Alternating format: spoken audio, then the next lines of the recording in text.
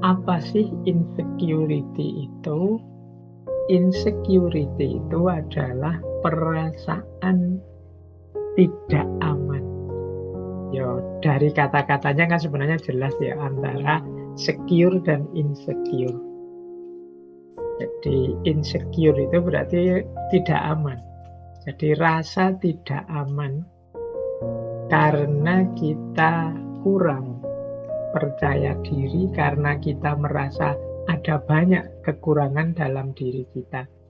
Sehingga kita merasa takut, merasa gelisah, merasa malu, merasa minder. Jadi diawali dari rasa bahwa saya itu banyak kekurangannya Pak, saya dalam banyak hal tidak bisa apa-apa, saya itu siapa sih, dan lain sebagainya.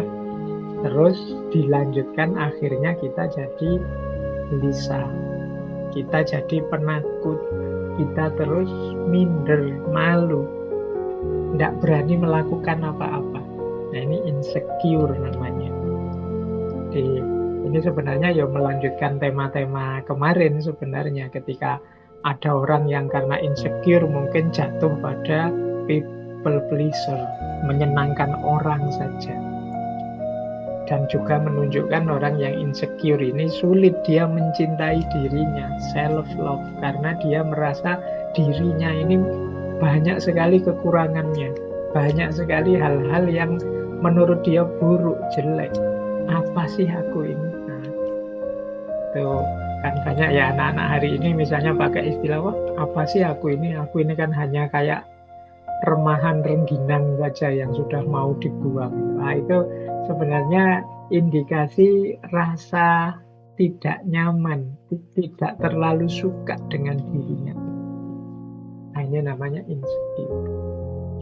Saya tidak tahu di antara teman-teman yang aktif ikut ngaji ini ada ndak yang punya rasa insecure sangat akut, sangat berat. Karena kalau rasa insecure-nya sangat berat ya ini nanti kita butuh psikolog, butuh psikiater. Tapi ya wajar kalau dalam dosis yang biasa, kadang-kadang kita ya punya minder sedikit dalam hal tertentu, tidak percaya diri, tidak masalah, asal tidak berlarut-larut. Yang jadi masalah itu kalau insecurity kita terlalu over, jadi terlalu minder, terlalu malu, akhirnya menganggap dirinya itu sama sekali tidak ada kualitasnya apa-apa. Ya pasti orang yang insecure-nya terlalu dalam itu dia sulit untuk mencintai dirinya. Kalau sulit untuk mencintai dirinya, ya sulit nanti lanjutannya untuk produktif, untuk jadi sesuatu. Seperti minggu lalu saya sebut, sulit jadi manusia yang otentik, jadi dirinya sendiri. Karena dia sendiri tidak percaya pada dirinya. Itulah insecurity. Jadi, mungkin kalau generasi lama sering menyebutnya orang insecurity itu cenderung minder. Istilah minder ini mulai jarang disebut. Kita kan suka pakai istilah yang lebih keren. Hari ini pakai istilah insecure. Nah, menarik tadi saya googling sebentar tentang adik-adik kita, anak-anak kita hari ini itu ketika mereka disurvei, banyak yang terindikasi tidak nyaman dengan dirinya, tidak suka dengan dirinya. Misalnya ada penelitian yang bilang bahwa 70% anak-anak ABG hari ini, 71 malahan, itu ingin operasi plastik. Karena mereka tidak terlalu senang dengan bentuk wajah atau bentuk tubuh mereka.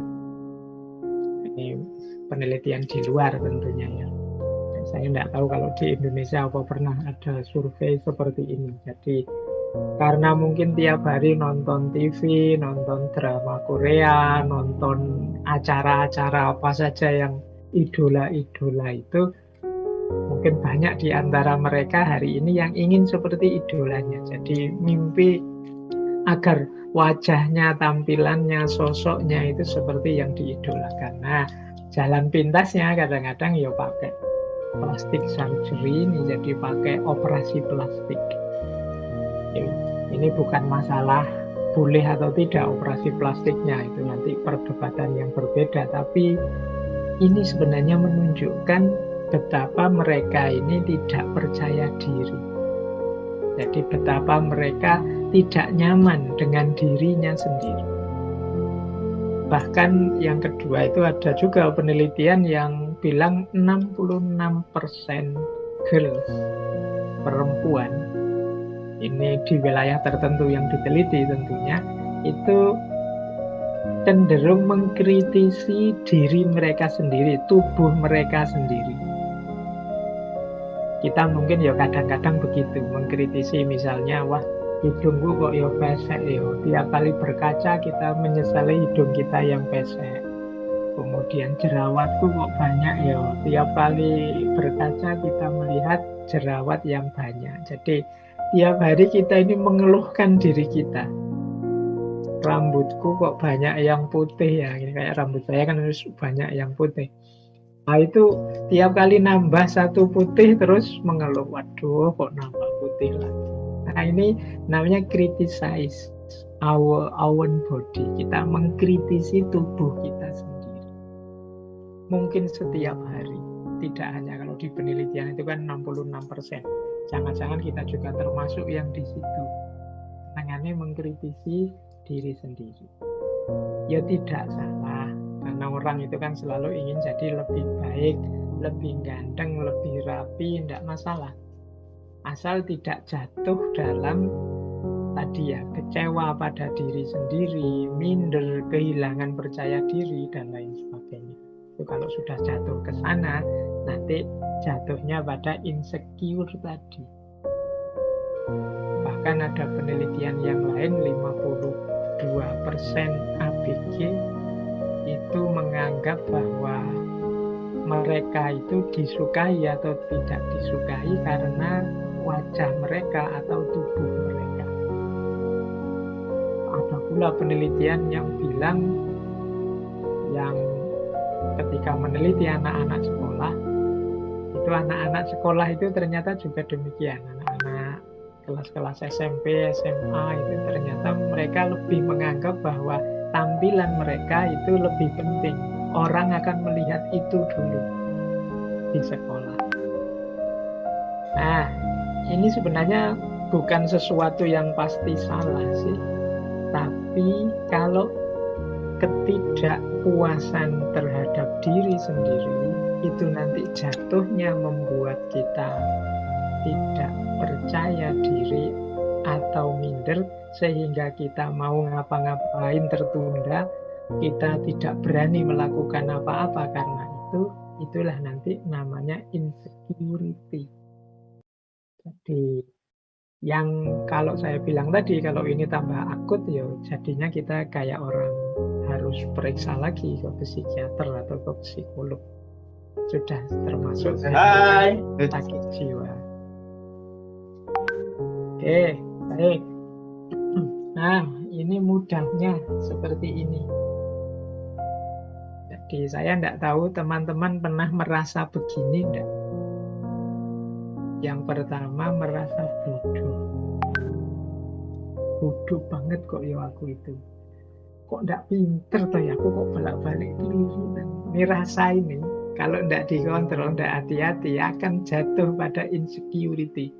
Akhirnya kita disuruh ngapa-ngapain terus, wah tidak berani saya itu bodoh saya itu tidak pinter saya itu kalau ngomong agak tidak rapi, agak pelekak-pelekuk Nah, ini rasa ini akan membawa kita pada insecurity. Kalau kita terus-terusan seperti ini ya kita ada di state insecure.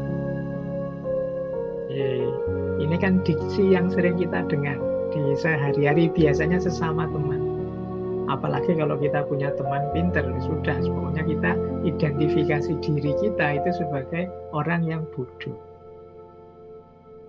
Atau yang kedua, tidak penting. Apa sih aku ini? Ya apa sih aku ini? Aku ini ya orang biasa, bukan keturunan siapa-siapa.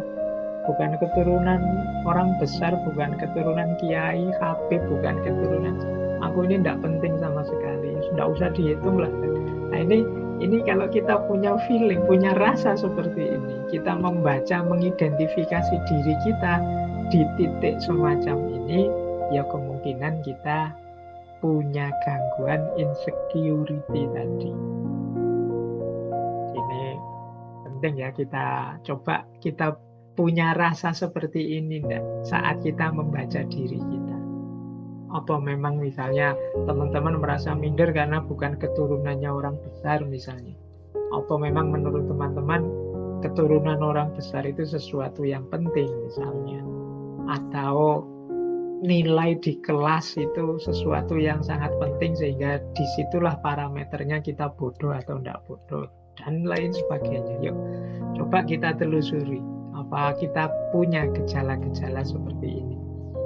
Atau kita merasa di bawah standar dalam hal apapun. Mungkin dalam hal kekuatan, mungkin dalam hal kecerdasan, mungkin dalam hal pergaulan. Misalnya teman-teman merasa, wah aku ini tidak gaul ya, aku itu kalau sama teman itu kaku misalnya. Nah, terus kita semacam kecewa dengan diri kita sendiri.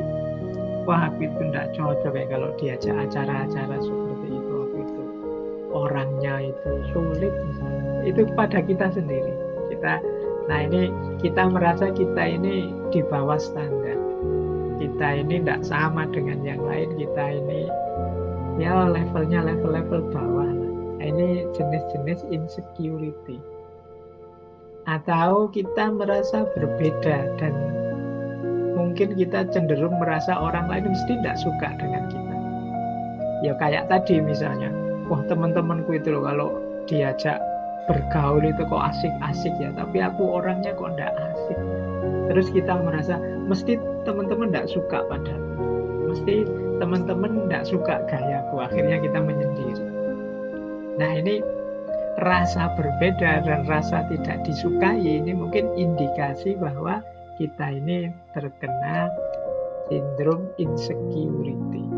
Rasa tidak aman, rasa tidak nyaman dengan diri kita sendiri. Termasuk juga mungkin merasa tidak pantas. Aku ini tidak pantas kalau harus jadi ketua misalnya. Aku ini tidak pantas kalau jadi yang ngurusi. Aku ini tidak pantas kalau jadi. Nah ini sering kita temui orang-orang yang seperti ini. Merasa dirinya tidak level, tidak pantas. Ya dalam kadar tertentu untuk kesopanan misalnya, untuk tawadhu kalau dalam agama tidak masalah sih. Tapi kalau di level akut ini bisa mengacaukan urusan. Kadang-kadang ya kalau kita dalam hal tertentu misalnya mau ngangkat ketua, wah semuanya tawadhu, semuanya merasa tidak pantas, semuanya merasa di bawah standar. Akhirnya bingung, ini yang mau jadi ketua siapa? Semuanya menolak, tidak ada yang percaya diri. Semuanya merasa, wah enggak, saya itu apa sih? Saya itu siapa sih? Nah ini yang sering jadi masalah sehari-hari kita. Jadi semua orang merasa minder, semua orang merasa tidak level. Nah ini gejala-gejala ini coba deh teman-teman telusuri apa ada yang punya ini. Ya saya bilang tadi dalam batas-batas untuk sopan santun basa-basi kadang-kadang ya kita monggo yang lebih baik saja, yang lebih ahli saja dan lain sebagainya. Tapi nanti kalau saatnya memang dibutuhkan ya kalau memang kita mampu ya kita turun saja, tidak masalah. Karena kalau semuanya saling merasa tidak pantas ya banyak hal nanti tidak jalan. Jangankan urusan besar, kadang urusan kecil saja. Misalnya siapa sih kita misalnya mau sholat, kadang-kadang kan siapa yang harus jadi imam? Wah itu masing-masing, kamu saja, monggo saja sampean, monggo saling mempersilahkan. Lama ndak sholat-sholat gara-gara rebutan siapa yang mau jadi imam. Nah, padahal kan kalau di fikih kan ada syaratnya, ya pokoknya yang bacaannya lebih bagus, yang lebih soleh misalnya. Tapi ketika semua orang, wah saya itu bacaanku jelek, padahal mungkin bacaannya bagus. Oh saya itu tidak soleh Pak, saya bacaannya bagus tapi kurang soleh, monggo lah yang lebih pantas. Semuanya saling mempersilahkan. Sholatnya akhirnya lama tidak jalan-jalan. Nah, ya memang kita di timur ini sangat dianjurkan untuk tidak sombong, sangat dianjurkan untuk rendah hati. Tapi rendah hati oke, tapi kalau rendah diri itu insecure. Jadi semoga teman-teman bisa cerdas membedakan mana rendah hati, mana rendah diri. Kalau rendah hati itu kita sadar kemampuan kita, kapasitas kita, tapi kita bisa memaklumi yang lain, bisa menerima kalau dan tidak marah, tidak tersinggung dan lain sebagainya kalau orang lain yang mungkin punya kompetensi, kapasitas seperti kita mendahului kita, enggak masalah. Nah, itu namanya rendah hati. Oh, monggo kalau ada yang memang merasa mampu, silahkan. Nah, itu namanya rendah hati. Tapi kalau rendah diri itu kita sama sekali tidak mau turun. Kita merasa tidak layak, tidak pantas, tidak mampu. Mental seperti ini loh yang sering disebut sebagai insecure. Maka teman-teman, yuk semoga di antara kita tidak ada yang rendah diri, merasa bodoh, merasa tidak penting, merasa di bawah standar, merasa berbeda dan tidak disukai, merasa tidak pantas dan lain sebagainya. Dalam konteks yang sebenarnya, tidak sekedar hanya saat basa-basi atau saat demi kesopanan untuk tidak sombong, tapi benar-benar kita merasa seperti ini. Nah, itu namanya insecure.